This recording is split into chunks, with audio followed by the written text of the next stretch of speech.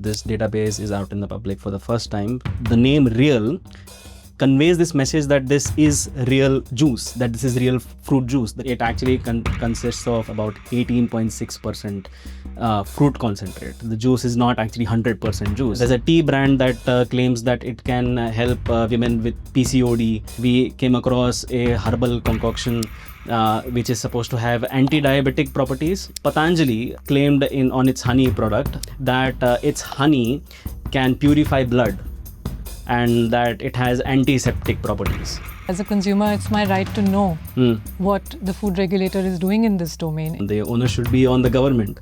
This is a classic example of big talk in public and पर्दे के पीछे कुछ और चल रहा है.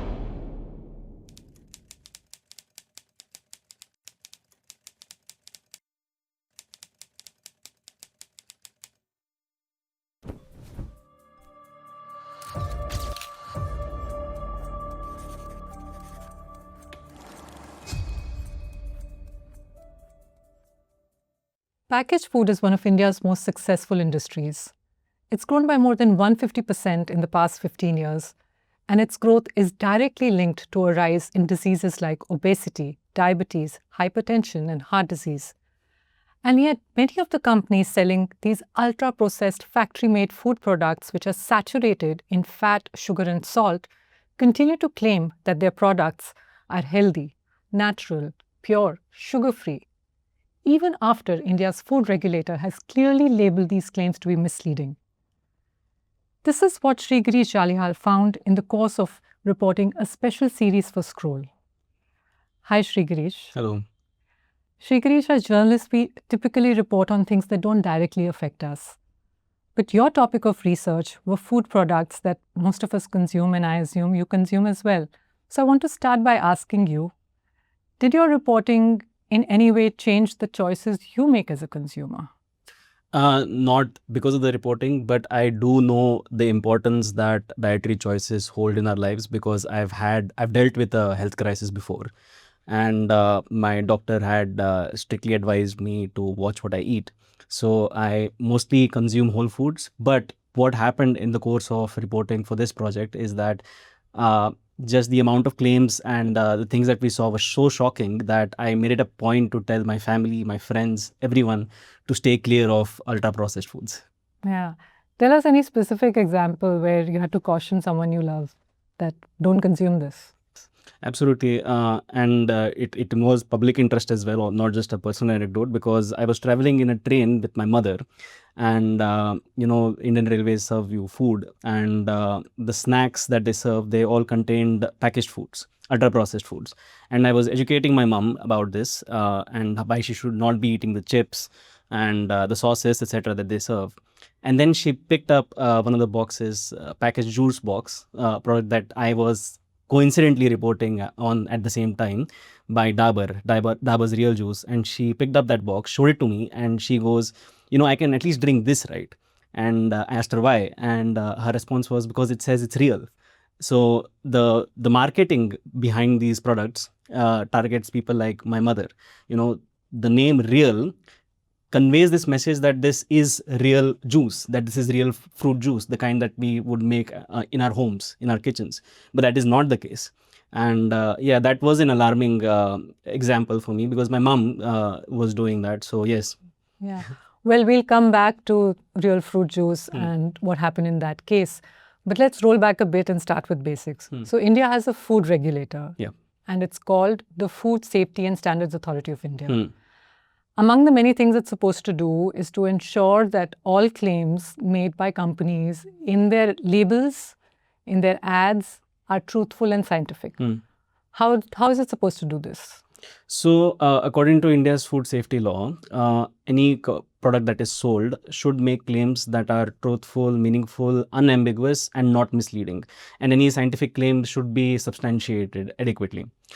To ensure this, the FSSAI has an in-house committee which is tasked with monitoring claims that are being made across the board. So on product labels, on social media, on e-commerce platforms, your quick commerce platforms as well. And their entire task is to sit and monitor this. So officials within FSSAI can do that. Someone from the public can do that. Even government bodies affiliated with the government can do that. And can send a case to the committee to examine. Yes. Right. And we even found cases where competing businesses complained about their rivals and said, they're making misleading claims or whatever. And then this committee is governed under very strict regulations. So once they have identified something as misleading, they discuss it in a meeting. And after that, they are supposed to contact the company and send them, flag those specific claims to them and ask for substantiation. Now, if the company is not able to do that, then they send an improvement notice, which is basically FSSAI's way of saying you have misled the public and now you have to correct this. And the company has to do it within a stipulated amount of time. If it does not do that, and if the claims continue, then FSSAI has the power to penalize the company, rupees 10 lakh as per the food safety law, and can even revoke their license. Now, this entire process has to be wrapped up within 165 days, as per the regulations. Okay. Well, let's now straight dive into your investigation. Let me just summarize it for our audience here. Using RTI, Shreegireesh dug out more than 200 pages of internal correspondence of the Advertising and Claims Monitoring Committee of the Food Regulator. These are deliberations that took place in March 2024, where the committee examined claims made by over 160 products. In 136 cases, the regulator even sent improvement notices to these companies. In several cases, the committee recommended that the claims be taken down or modified. The question that Shreegireesh tried to answer, what happened next? Did the regulator act? Did the companies take down the claims? Shreegireesh, what did you find? The first thing, Supriya, that I would like Scroll's viewers to know is that this database is out in the public for the first time, thanks to a reportage. And that speaks to the level of opacity that has been prevailing in the system, despite the massive public interest that is involved.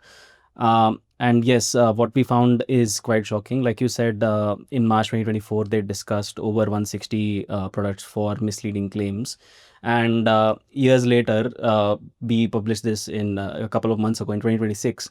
And we know that 120 of those misleading claims are still in circulation, despite FSSAI having flagged them years ago, and despite guidelines requiring the whole process to be wrapped up within 165 days. We know that these misleading claims are still in circulation, and people... How do we know this? Because what we did is we actually went product by product, and we checked across the internet, and in some cases we even bought some of those products to see if those claims are still intact. This involved going through the listings on e-commerce websites, the listings on quick commerce websites, not just what the heading or the title of the page says, but looking at all of the images of the products, scrolling down, looking at all of the banners that they place for marketing their products, looking at their ads on YouTube, all of that. And we meticulously went through each of those claims to see if those claims are still intact, the ones that FSSAI had flagged. And what we found is that 120, so a majority of them are still in circulation, and people are buying these products based on these misleading claims. Well, as you said, we bought some of these products, and I remember we bought some of these products while we were working on the story in the office. And the first one that I recall as buying was this one, right? This is Milk Bikis, a biscuit manufactured by Britannia. Tell us about this case. So yes, this is a very typical example of the kind of claims that are still remain in circulation even after FSSAI has flagged them. As the viewers can see, the packaging very clearly upfront says "Doodh Roti Ki Shakti," right below the image of the biscuit. What they're trying to tell potential buyers is that this has the same energy as that of a home cooked meal of milk and freshly made rotis. Now, FSSAI officials were aghast with this, and they pointed it out. They said this seems misleading, and that you are making a false equivalence between an ultra-processed, factory-manufactured biscuit and rotis that are cooked at home. And this is clearly an example of a misleading claim. And they asked Britannia beginning January 2023 to examine these claims and to come back and justify making this claim. Now, Britannia, over the course of several months, there was some back and forth between the regulator and the company, and Britannia sent them revised artwork. This revised artwork was referred to a scientific panel within the regulator, and upon due review, the regulator concluded that even the revised artwork does not cut it, and their conclusion was categorical that this is in violation of regulations, and they called it misleading. Right, but as we found, and we ordered this just a couple of months ago, and it has been manufactured in 2026, so the packaging is still available and it's still going around, and people, if you look up the product on e-commerce or quick commerce websites, you'll still see this image. So people are buying this regularly, and Milk Bikis is a very popular product. Right. And yeah, so basically people are still buying it thinking that this has Doodh Roti Ki Shakti. yeah. What did Britannia say? You contacted the company? So Britannia said the case is the communication between the company and the regulator is confidential in nature, and they said the case is concluded. That's about all they told us. Well, I can't understand how any of this is confidential because it impacts me as a consumer. It's in the public interest. You mentioned real fruit juice. This is another product that we bought, right? Here it is, the bottle. Now, what was the misleading claim in the case of this juice as per the food regulator? So the first thing, as you can see in the packaging, it's right there. It says 100%. But if you check the back of pack, it actually consists of about 18.6% fruit concentrate. The juice is not actually 100% juice. There's a huge difference between what people like my mom would think when they see the word real. It's not the apple juice that you would make at home. Take an apple, put it in a grinder, add some water. This is 18.6% apple concentrate that has been reconstituted to make juice. But it's not just the brand name real. It's also the fact that they say 100% on the cover. Exactly. And that was one of the things. The other thing that Dabur's Real has been flagged for is Real, the product name, and they're supposed to carry a disclaimer, and it has to be a very visible disclaimer which says that Real is just a brand name and it is not a reflection of the nature of the product. But if you see this box, and we've seen this across the board, they don't actually carry these disclaimers. And yeah. In this case, if I remember correctly, Dabur has contested this in court. So Dabur has contested 100% in court the fact that FSSAI actually issued an order, and this order came after the March 2024 discussion that we brought out to the public now. I think it was in June 2024 that FSSAI issued an order where they categorically said that juice boxes cannot carry words like 100%. That's under legal challenge. Yes. And that's an ongoing case. That's an ongoing case in the Delhi High Court. Right.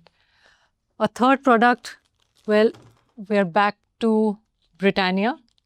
This is now 100% whole wheat. Again, 100% whole wheat. What was the food regulator's view on this? Very simple, straightforward case this is. So FSSAI's guidelines are very clear that you can call yourself whole wheat only if you have a minimum 75% of whole wheat. But this has 62.5% as the company itself declares on its packaging. So it's a very clear case of violation. Right. Yeah. And I guess again, Britannia's response is that this is confidential. Yeah. These discussions are confidential in nature.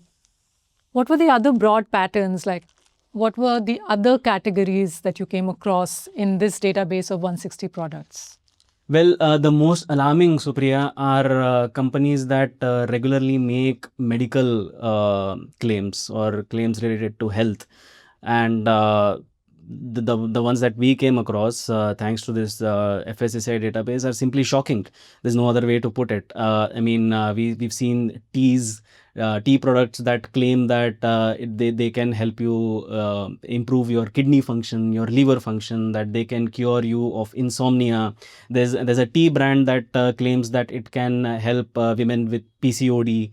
So stuff like that. We came across a herbal concoction which is supposed to have anti-diabetic properties, and if you look at the ad that they placed on their product listing on Amazon, it has this huge image of an old man eating syrupy gulab jamun with the chashni just dripping, and the font there says the words there says that if you basically implying that if you consume this herbal product, then you can enjoy any Gulab delicacy, jamuns. yeah, any delicacy you want, even if you have diabetes. Right. So that kind of stuff. And it wasn't just obscure brands like these that FSSAI had flagged. We also noticed some very popular big names in the market making claims like these that FSSAI For flagged. instance? So Patanjali, which has been called out by the Supreme Court earlier, for example, claimed on its honey product, and the claims are still up on quick commerce websites,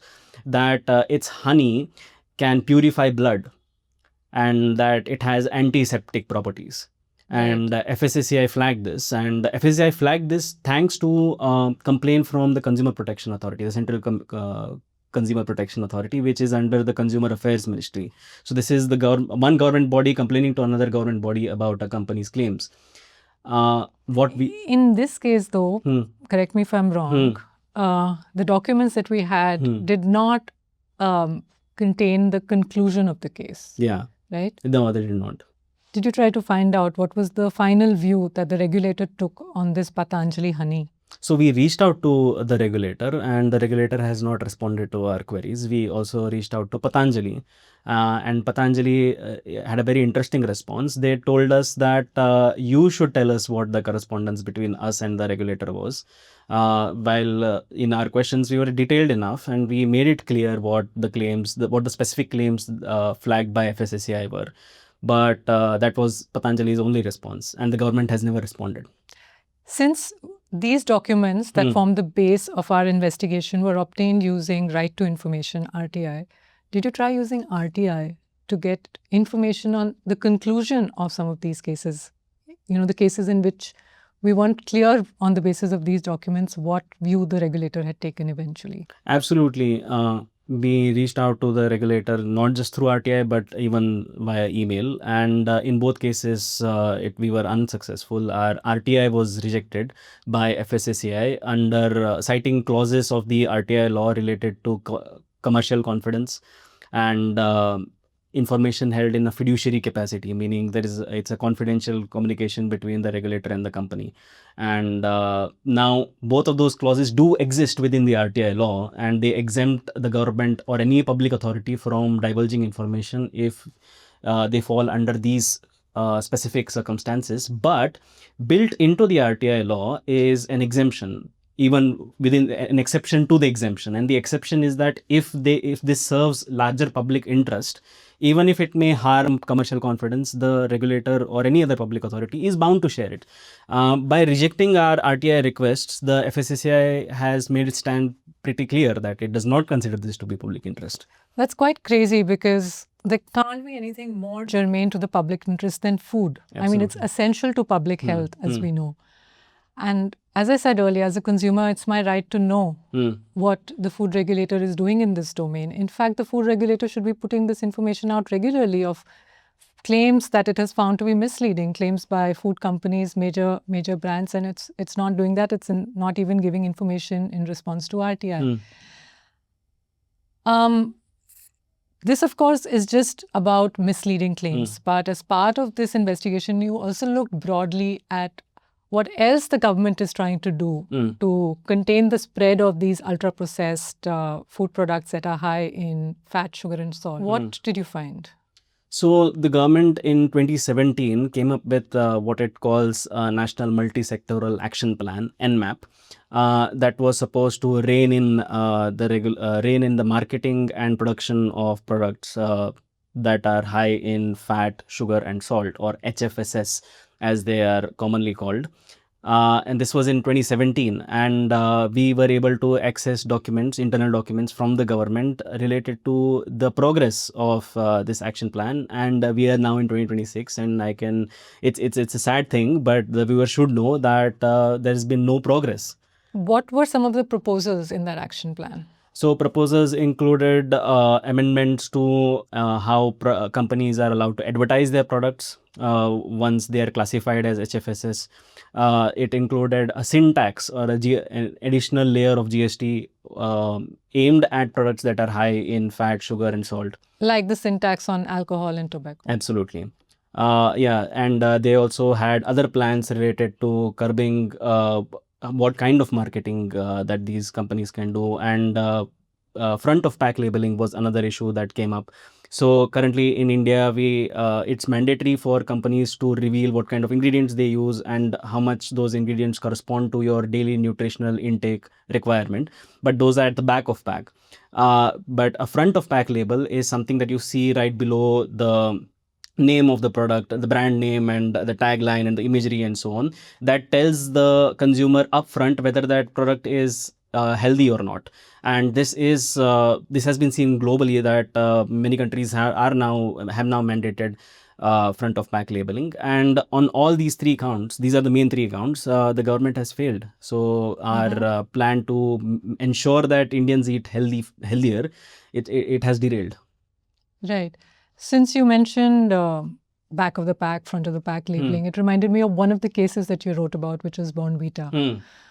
There was a controversy about the sugar levels of this drink.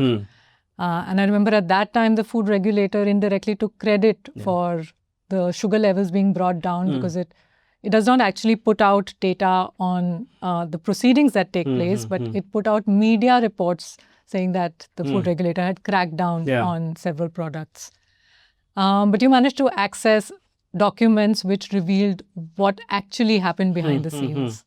Tell us about that. So this is a classic example of big talk in public and पर्दे के पीछे कुछ और चल रहा है. So what happened in April 2023 is that a very popular influencer, food farmer, he led this campaign against Bournvita, pointing out that 100 gram of Bournvita has 37.4 grams of sugar.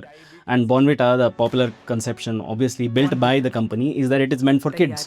And 37.4 grams of sugar per 100 grams is incredibly high. And he faced some legal challenges from Mondelez International, which is the manufacturer of Bournvita. And he took down his videos.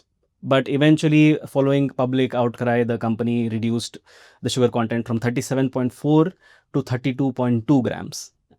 So yeah, that was the result of that controversy. Now, while all of that is ongoing, FSSAI and the National Commission for Protection of Child Rights, they go out into the public and they create this image that we are doing something, we are cracking down on Bournvita, and we are out there to protect kids' health, so on. But the documents revealed a very different story, and they actually revealed a bigger concern for parents and public in general, that Bournvita's back of pack labeling, where you are supposed to tell consumers what is the percent of the daily intake per nutrient, is meant for adults. So basically, the sugar content, the carbohydrates, protein, etc., whatever you declare, is declared considering the values for an average adult, not for a child.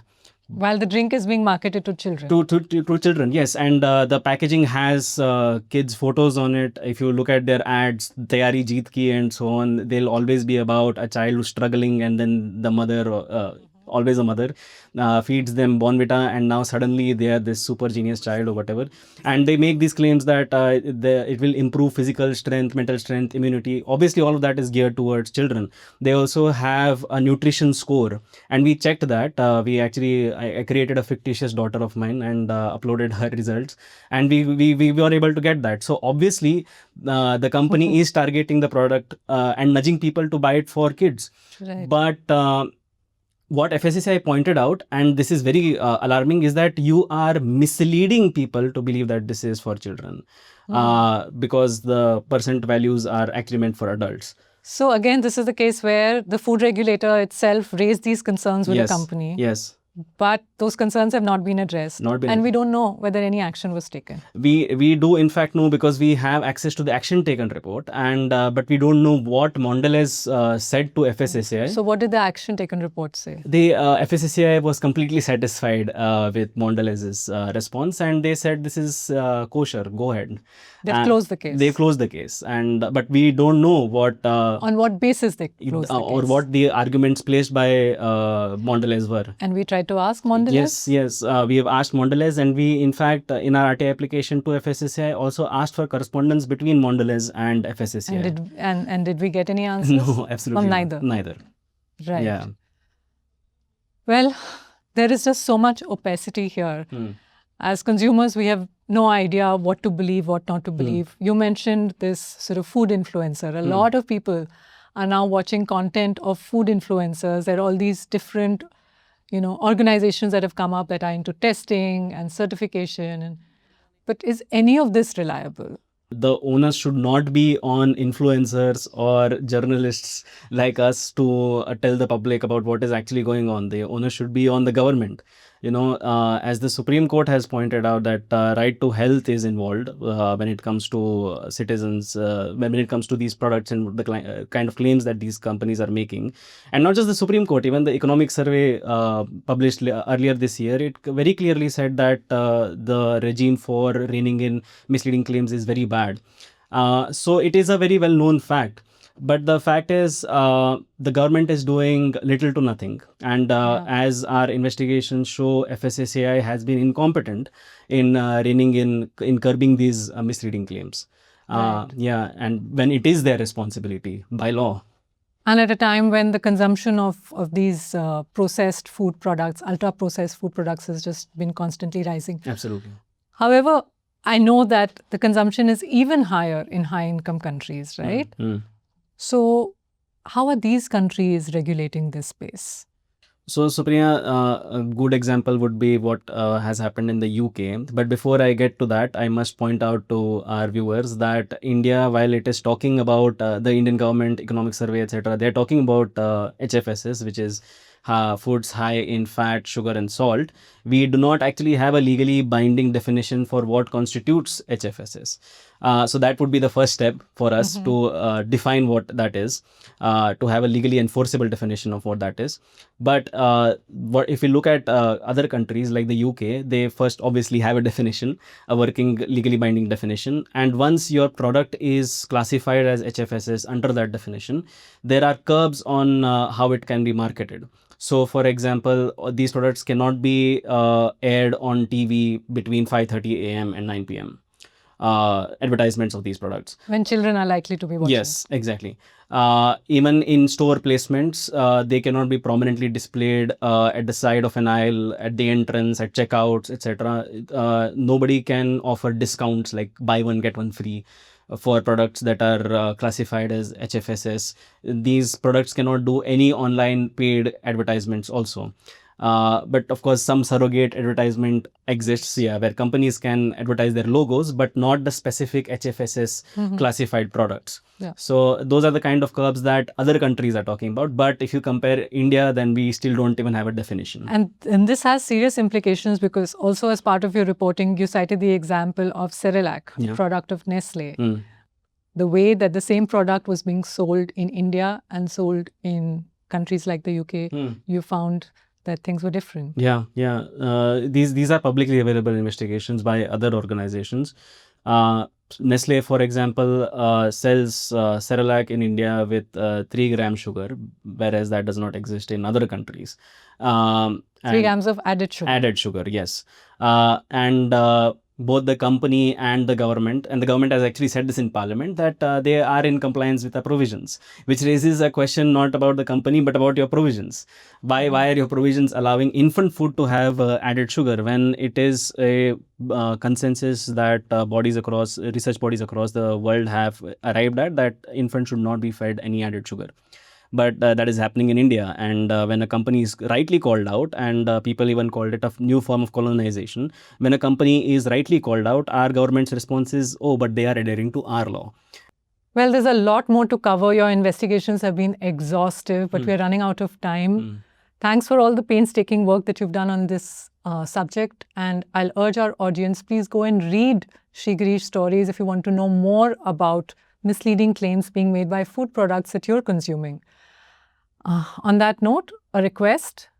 This work is not easy. It takes a lot of time and resources. Please subscribe to Scroll to enable us to continue doing such investigations. Thanks for watching.